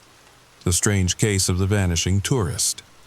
A tale of ancient bargains and modern sacrifices, of a town that protects its own at any cost, and of creatures that dwell in the spaces between land and sea, between myth and reality. Some say if you visit Millhaven on a foggy night during the new moon, you might catch a glimpse of Sarah Jenkins standing on the cliffs, her hollow eyes fixed on the Driftwood Inn's room 8, waiting for the next curious soul who asks too many questions. Is it true? I can't say for certain. The records of Sarah's visit exist, her name in the guest book, her credit card charges at local businesses, but beyond that, the trail goes cold. It's as if she simply vanished, like so many before her, like so many since. If this story kept you up tonight, wondering what might be watching from beyond your window, please hit like and subscribe. Share it with friends who appreciate a good mystery with a touch of the supernatural. And leave a comment with your theories about what really happened to Sarah Jenkins and all the other vanishing tourists of Millhaven. Until next time, sleep tight. And if you're planning a vacation to the Oregon coast, maybe double-check the name of your destination. And whatever you do, never, ever accept room 8. Sweet dreams, my friends. Sweet dreams. Story number 4.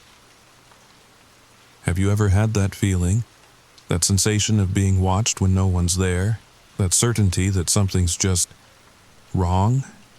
Before we begin tonight's story, I want you to check your surroundings. Are you alone? Are you sure? Because the tale I'm about to share will make you question the empty spaces around you, the shadows in the corners of your room, the unusual silence when it should be noisy. If you're brave enough to continue, make sure you're comfortable. Pull those blankets up tight. And remember, what you're about to hear is just a story. At least, that's what I keep telling myself. If you enjoy this journey into fear, be sure to like, comment, and subscribe. I need to know I'm not alone in experiencing these stories. And let me know in the comments if anything like this has ever happened to you. Now, let's begin. The story begins now. The Appalachian Trail in early October is something everyone should experience at least once. The crisp morning air that fills your lungs. The symphony of red and gold leaves crunching beneath your boots. The way the fog drifts between tree trunks like ghostly fingers reaching for something lost. For 6 friends from Burlington, Vermont, this annual hiking trip was a tradition 5 years in the making. A chance to disconnect from the digital world and reconnect with each other. To swap stories around the campfire and remember why they became friends in the first place. Back in college when life seemed so much simpler. I was the 7th member of our group that year. The newcomer. Megan's new boyfriend who everyone was sizing up, trying to decide if I fit into their tight-knit circle. "You're gonna love it, Ethan," Megan had promised, squeezing my hand as our rental SUV wound its way up the narrow mountain roads of North Carolina. "The views are absolutely incredible, and Jason always brings his special apple bourbon that'll warm you right up when the temperature drops at night."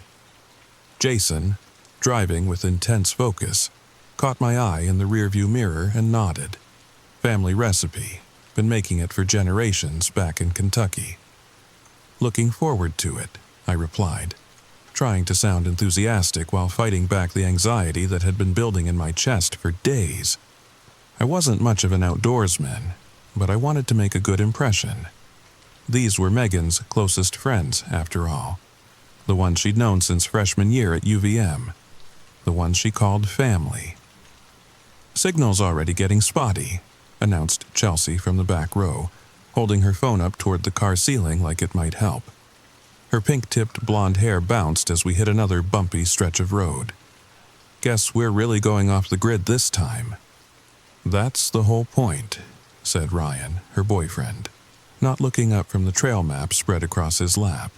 "No emails, no social media, no boss calling with just one quick question that turns into an hour-long conversation." He traced a route with his finger. 3 days of nothing but nature, good food, and better company. Lisa, sitting quietly by the window, suddenly pointed. "Look, a double-decker barn." We all turned to see the red structure nestled in a small valley, looking like something from a postcard. My grandparents had one just like that in Wisconsin. "Aren't those more of a Midwest thing?" asked Derek, Lisa's husband, leaning over her to get a better look. "Normally, yes," said Ryan, folding his map. "But they're scattered throughout Appalachia, too. Early German settlers brought the design." The conversation continued, flowing easily between them as it would between people who knew each other's habits, preferences, and histories. I mostly listened, occasionally offering a comment when directly addressed.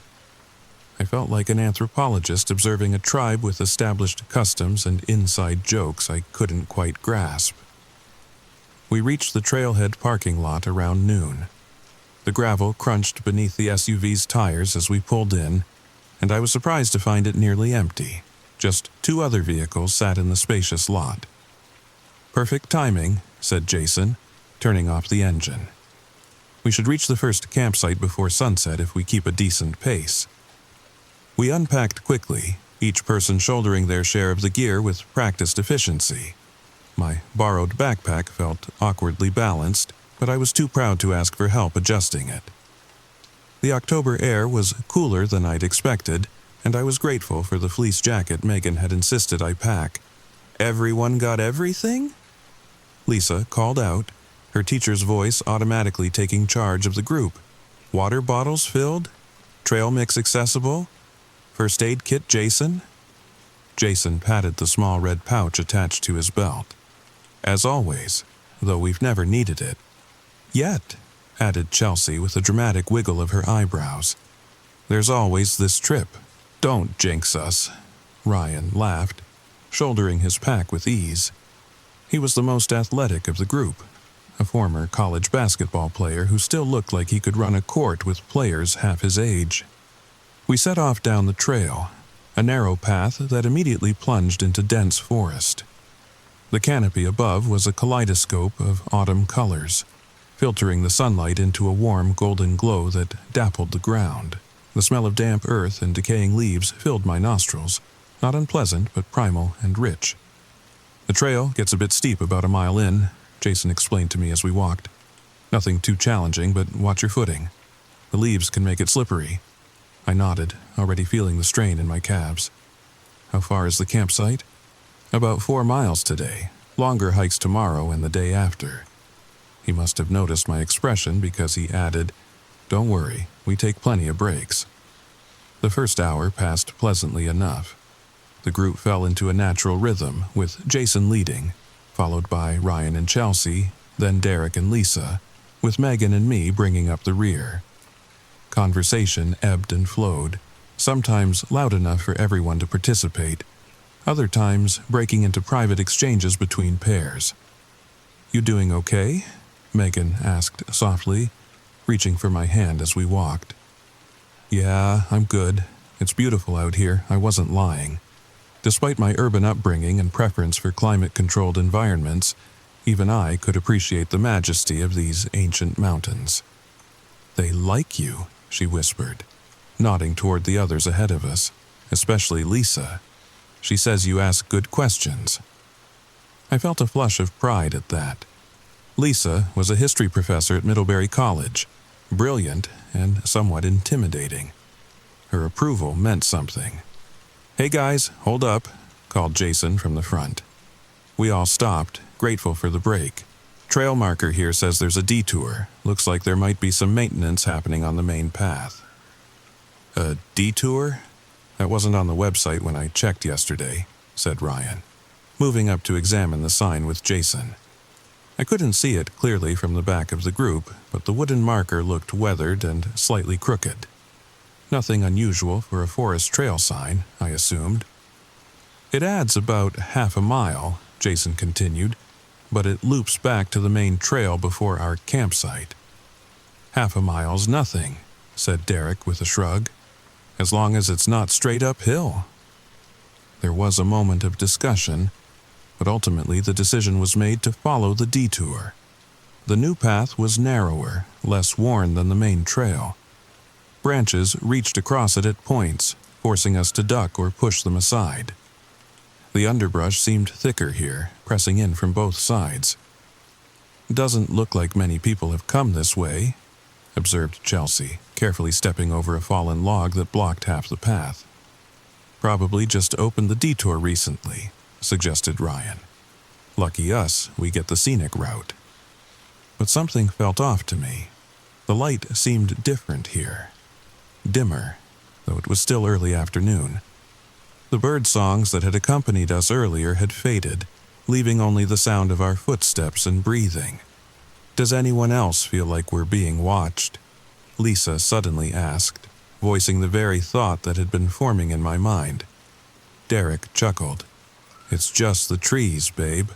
They've been standing here watching people pass by for hundreds of years." "No, it's different," she insisted, stopping to scan the forest around us. "Like, I don't know." "Probably just a deer or something," said Jason reassuringly. "I've seen plenty of wildlife on these trails over the years. They're curious but shy." We continued on, but I noticed that everyone was a bit quieter now, a bit more alert. The path began to slope downward, taking us into a shallow ravine where the trees grew even denser. The temperature seemed to drop several degrees as we descended. "This doesn't feel right," Megan murmured beside me. "We shouldn't be going downhill. The campsite is on a ridge." Before I could respond, Jason called back to us. "Looks like the detour continues this way. There should be a bridge across this creek coming up." We rounded a bend and found ourselves at the edge of a small stream. It wasn't particularly wide, maybe 10 feet across, but the water rushed rapidly over moss-covered rocks, creating a constant white noise that seemed unnaturally loud in the quiet forest. But there was no bridge. Only the remnants of what might have been one once, a few wooden posts jutting from the water and the opposite bank. "This can't be right," said Ryan, consulting his map again. "There's no water crossing marked on this section at all." "Maybe the map's outdated?" suggested Chelsea, but she didn't sound convinced. "I've been coming here for years," Jason said slowly. "This stream shouldn't be here. None of this looks familiar." A chill that had nothing to do with the temperature ran down my spine. The 6 of them had hiked these mountains multiple times, knew the trails by heart. If Jason was confused about our location... "We should turn back," Lisa said firmly. "Go back to the main trail." No one argued. We retraced our steps, moving faster now. Conversation replaced by the sound of quickened breathing and the occasional snapping twig underfoot. But the path that had seemed so clear on our way down now appeared to split in places, offering multiple options that all looked equally used or unused. "This way," Jason would say at each junction, but with decreasing confidence. The forest was growing darker as clouds rolled in overhead, and with the dimming light came an increasing sense of disorientation. After nearly an hour of backtracking, we emerged not at the main trail as expected, but at a small clearing surrounded by pine trees, a type we hadn't seen in abundance earlier. "This isn't right," Derek stated the obvious, spinning slowly to take in our surroundings. "We should have hit the main trail by now." Ryan checked his watch. "It's almost 4. We've got maybe 2 hours of daylight left." "Let me see if I can get a signal," Chelsea said, pulling out her phone. Her face fell immediately. "Nothing.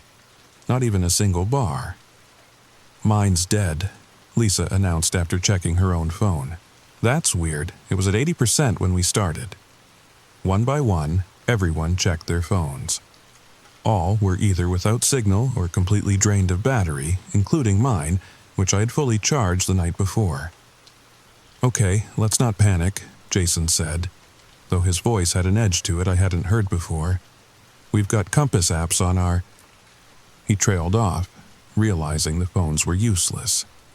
"I've got an actual compass," said Ryan, digging into a side pocket of his backpack. He pulled out a small brass compass and flipped it open. His brow furrowed immediately. "That can't be right." "What is it?" asked Derek, moving to look over his shoulder. "The needle. It's spinning. It won't settle." We all gathered around to see. Sure enough, the compass needle was rotating slowly but continuously, never stopping to indicate north. "That's impossible," whispered Lisa. Unless we're standing on a massive iron deposit," finished Ryan. "Which is unlikely, but not impossible in these mountains." "Let's just pick a direction and stick to it," suggested Jason. "Downhill usually leads to civilization eventually."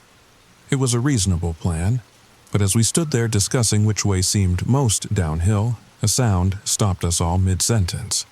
A voice, distant but distinct, calling out what might have been a name. "Hello?"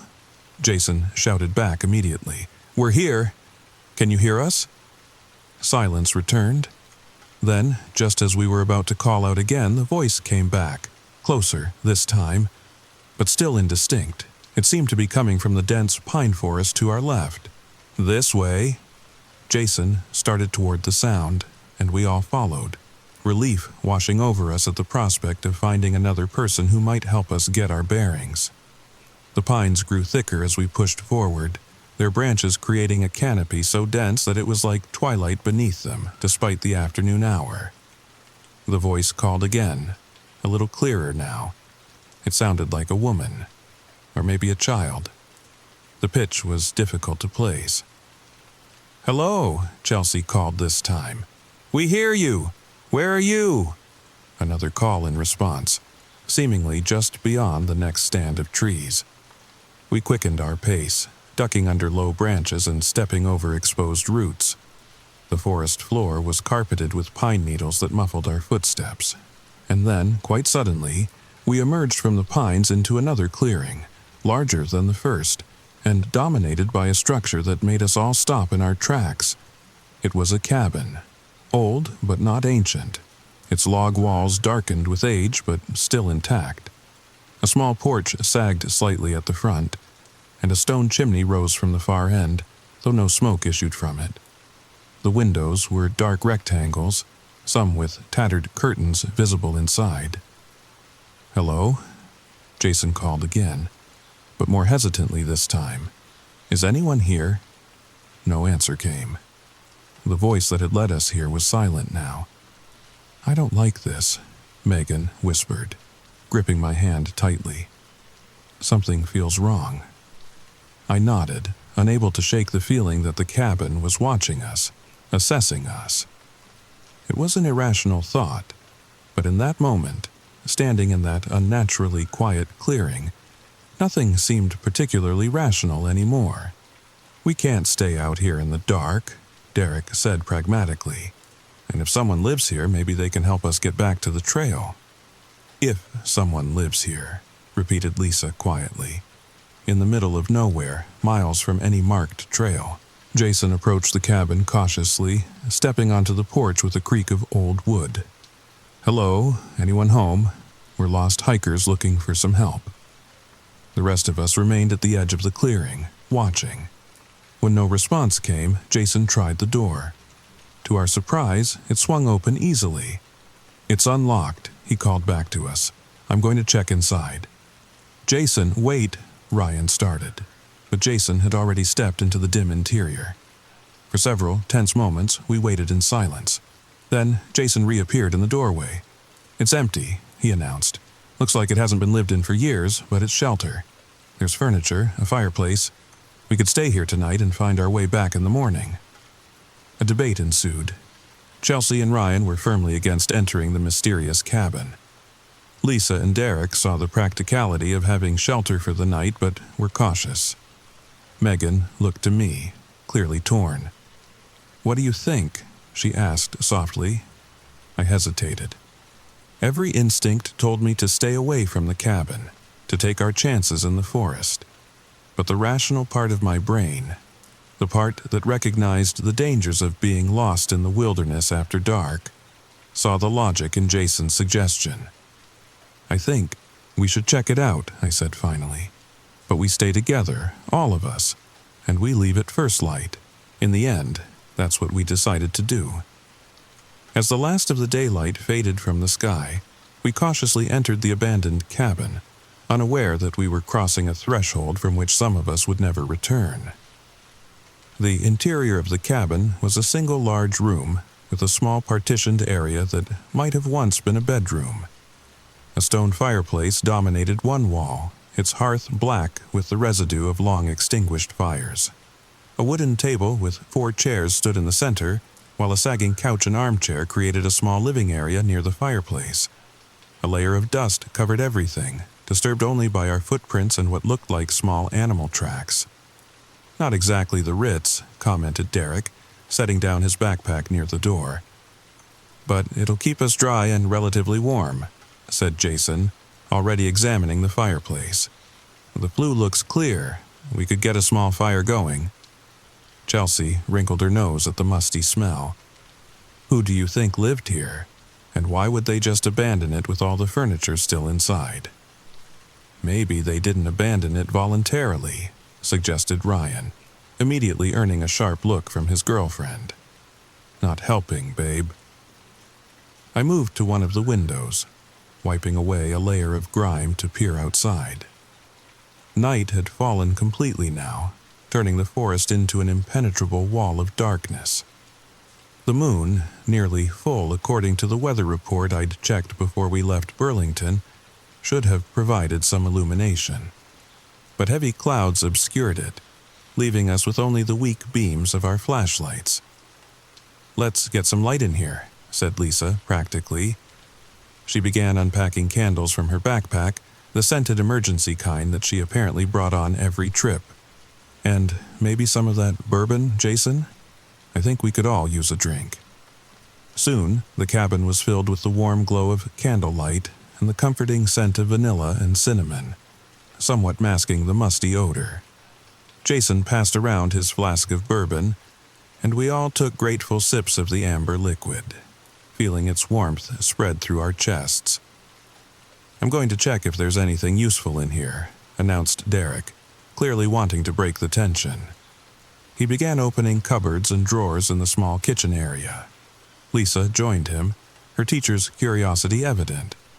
"Careful, there might be mice or worse." "Here's something," said Derek after a few minutes of searching. He held up a small book with a worn leather cover. "Looks like a journal or ledger of some kind." We all gathered around as he carefully opened it. The pages were yellowed with age, filled with neat, handwritten entries, dates and short notations. "June 15th, 1977, read Lisa, who had the book now. "Third group arrived today, 5 this time. The forest provided." She turned the page. "June 28th, 1977, group gone. The forest is satisfied, for now." A chill ran through the room that had nothing to do with the temperature. "What does that mean?" asked Chelsea, her voice higher than usual. "It's probably just the ramblings of some hermit," said Ryan, though he didn't sound convinced. "Maybe he was running some kind of illegal hunting operation and was keeping track of his clients." Lisa continued turning pages, scanning entries. They're all similar. Different dates, different group sizes, always ending with "the forest provided" or "the forest is satisfied." She stopped suddenly, her finger marking a place on the page. "This one's different. October 7th, 1983. They're trying to leave. The forest won't allow it. I cannot interfere." "Okay, that's enough," said Jason, taking the book from her hands and closing it firmly. "We're all tired and on edge. We don't need to be reading some crazy person's diary right now." But the damage was done. An invisible weight had settled over us, pressing down, making the air feel thick and difficult to breathe. As we tried to settle in for the night, Chelsea moved toward the door to get water from her backpack. She stopped abruptly. "Where are they?" she asked, confusion in her voice. "Where are what?" asked Ryan. "Our backpacks, they're not here." We all turned to look. The space by the door was empty. "That's impossible," said Derek, striding over to check for himself. "We all put them right here when we came in." A frantic search of the cabin ensued, but our backpacks were nowhere to be found. Along with them, all our food, most of our water, our sleeping bags, and any additional clothing had vanished. "This doesn't make any sense," said Ryan, running his hands through his hair in frustration. "They couldn't have just disappeared." "Someone took them," said Chelsea, her voice trembling slightly. "Someone was in here while we were all distracted by that book." "That's not possible," countered Jason. "We were all right here. The door didn't open. We would have noticed. We arranged ourselves as comfortably as possible. Megan and I on the couch, Chelsea and Ryan in the armchair, Lisa and Derek on the floor near the now-lit fireplace, and Jason keeping first watch by the door, though what exactly he was watching for remained unspoken. Despite our anxiety, exhaustion eventually won out. I drifted into an uneasy sleep with Megan's head on my shoulder, the crackling of the fire providing a false sense of normality. I don't know how long I slept before the whispering woke me. At first, I thought it was just the wind outside, or perhaps the soft conversation of whoever had taken over the watch from Jason. But as I became more alert, I realized the whispers weren't coming from inside the cabin at all. They were coming from the forest. Dozens, maybe hundreds of voices, too faint to make out words but clear enough to recognize as human speech. a constant, susurrating background noise that seemed to surround the cabin on all sides. I carefully extricated myself from Megan, who mumbled something in her sleep but didn't wake. Moving to the nearest window, I peered out into the darkness. At first, I saw nothing. Then, as my eyes adjusted, I noticed movement among the trees. Shadows shifting in ways that couldn't be explained by wind or animal activity.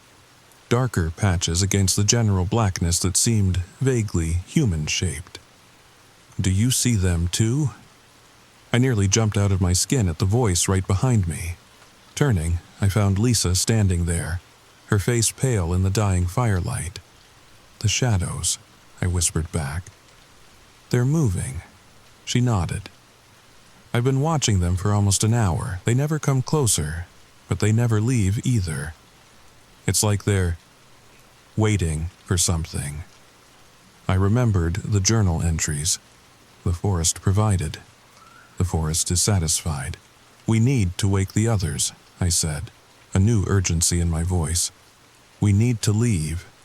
Now." We fled into the forest, our flashlight beams bouncing wildly off trees and undergrowth. I don't know how long we ran before Jason finally called for a halt, all of us gasping for breath, bent double with exertion. As the first gray light of dawn filtered through the canopy above us, I did a quick head count. Jason, Ryan, Chelsea, Derek, Lisa, and Megan. All accounted for, all safe if shaken. But as the forest lightened around us, a new problem became apparent. The trees looked wrong. These weren't the mixed hardwoods of the trail we'd been on yesterday. These were enormous, ancient-looking conifers, their trunks wider than any of us could hope to reach around, their tops lost in mist far above our heads. "These aren't native to this region," said Ryan, who had a minor in environmental science. "These look like redwoods or giant sequoias. But that's impossible. We're in North Carolina, not California." "Let's just pick a direction and start walking," said Megan, her voice small but determined. "Standing here isn't getting us anywhere." We chose what seemed to be east based on the strengthening light and began to walk. But after what felt like hours, something strange happened. In the distance, partially obscured by trees, stood a structure. As we drew closer, my heart sank. It was the cabin, the same cabin we had fled from hours ago. "That's impossible," whispered Megan beside me. "We've been walking away from it all day."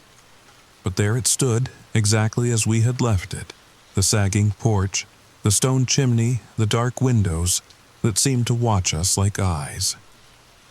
When we entered, we found the journal exactly where it had been left. Ryan began to read from a section in the back. "I have been the caretaker here for 27 years. I have seen the forest take hundreds. It is never satisfied for long. It has rules, patterns. The groups who find their way here are always lost, always strangers to these woods. The forest calls to them, leads them here with voices they trust, with paths that seem familiar." He turned the page. "The first night, it takes their possessions, their resources. The second day, it separates them, takes them one by one until only those who are strongest or luckiest remain. By the third night, it offers a choice: join or be consumed." That second night, Jason disappeared while gathering firewood. By morning, Chelsea and Lisa were gone too, taken while Derek dozed on watch. We were down to 4 from 7. As darkness fell on the third night, we felt a presence, massive and ancient, moving through the forest toward the cabin. The air seemed to thicken, making it difficult to breathe. The whispering began again outside, but this time it rose quickly to an intelligible level. Dozens of voices speaking in unison. The time has come. The choice must be made. Join or be consumed. The door of the cabin swung open, though none of us had moved to open it. There, standing on the threshold, was Chelsea. But not Chelsea as we knew her. Her form was insubstantial, semi-transparent, her edges blurring into the darkness around her. Her eyes, once bright blue, were now black voids that reflected no light. "Ryan," she said, her voice an echo of itself, "it's not so bad. Join me. Join us. We can be together forever." Despite our pleas, Ryan touched her hand and changed. His substance seemed to leak away into the hungry darkness. Derek, Megan, and I huddled closer together, the circle broken but still clinging to each other. "What do we do?" whispered Megan, tears streaming down her face. "I don't want to end up like that, but I don't want to be consumed." "Wait," said Derek suddenly. "The journal. The caretaker. He survived, right? He wasn't consumed and he didn't join. He observed. He recorded. We choose to observe," I called out to the darkness beyond the door. "Like Thomas Blackwood, we choose to be caretakers." "The forest requires one caretaker," came the response, "not 3. Choose which among you will serve. The others must join or be consumed." "I'll do it," said Derek immediately. "I'll be the caretaker. Let these 2 go." "The forest accepts your offer," the voices replied. "You will observe. You will record. You will not interfere." Derek led us out of the cabin, guiding us through the forest with new purpose, as if suddenly aware of paths invisible to us before. "The threshold is just ahead," he said finally. "I can't go beyond this point." With one last painful look back, we continued forward. Derek stood watching us, already looking somehow less substantial, more a part of the forest around him. Megan and I walked on, and eventually we saw lights ahead. Artificial lights. Civilization. We emerged at our original parking lot, only to discover that according to Megan's phone, we had been gone just one night. No one believed our story. Search parties found nothing. No sign of our friends. No mysterious cabin. Just normal forest, familiar trails, explainable landmarks. We tried to move on with our lives, but the experience had changed us. I still have the journal, and sometimes, when I'm walking alone at dusk and the shadows grow long, I think I see familiar silhouettes among the trees. Watching. Waiting. Hungry. So let me ask you this, as you lie there in the darkness. Are you sure those shadows in the corner of your room are just shadows? Sleep well. And if you enjoyed this story, please like, comment, and subscribe. I need to know if there are others out there who have glimpsed what lies beyond the threshold of our ordinary world. Because the forest is patient, the forest is ancient, and the forest is always, always hungry. And so, we reach the end. But endings are not always final. Here's no rescue, no light at the edge of the trees, no voice calling you home. Just silence. And the forest. We thought we understood the danger. We thought if we were careful, if we stayed together, followed the rules, we'd survive. We were wrong. The forest doesn't play games. It doesn't test or tease. It takes. And once it chooses you, that's it. You don't get to walk away, not really. The ones who tried to leave, they never made it. They just vanished. Swallowed by the dark between the trees. No blood, no clues, just absence. Like they were never real to begin with. But they were. I remember them. And now, I'm the last. The forest has grown quiet again, but it's not peace. It's waiting, watching, listening. There's something alive in the silence. Something ancient. Something that doesn't speak in words, but you understand it all the same. You don't belong to yourself anymore.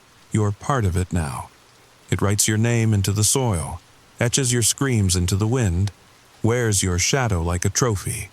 The story ends here, not with answers, but with acceptance. There is no more light. Only roots and rot. Only the breathless hush of a forest that remembers everything and forgets nothing. You came looking for the final chapter. Here it is, you're standing in it. And whether you hear this voice days from now, or years, know this. You were warned. The forest is still here, still hungry, still writing, still waiting. And it just finished another name. Yours. Now sleep, or try to sleep, If you can ignore the whisper behind your curtains, or gain the courage to check behind them, is that a bloody creature waiting for you to respond, waiting to attack you in the dark? Or it is just the wind that horrified you? And if it's wind, does wind whispers? If you like our stories, please like, share, and subscribe so you don't miss any future updates. Also, comment the part of the story that you find most thrilling and horrifying.